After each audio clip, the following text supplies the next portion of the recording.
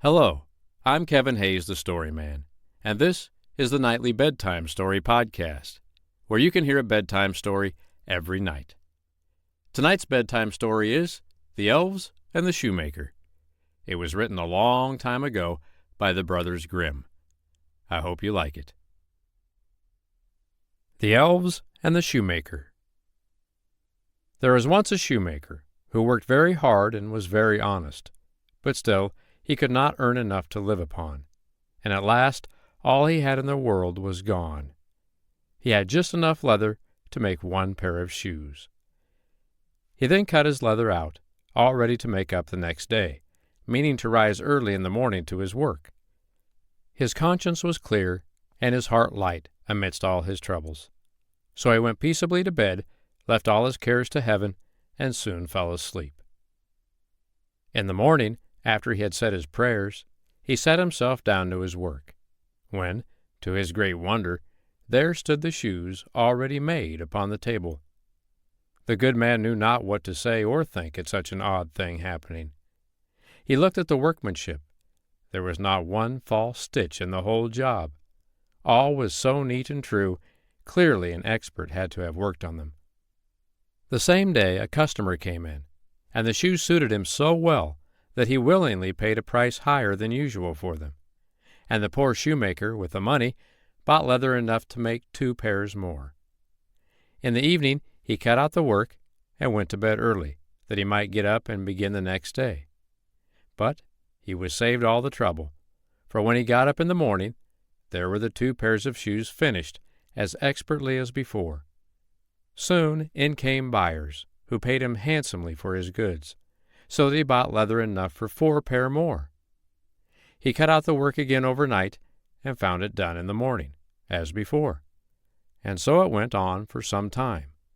What was got ready in the evening was always done by daybreak, and the good man soon became thriving and well off again.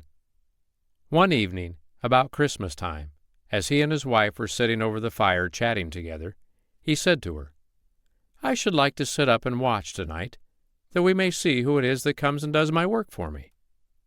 The wife liked the thought, so they left a light burning and hid themselves in a corner of the room, behind a curtain that was hung up there, and watched what would happen.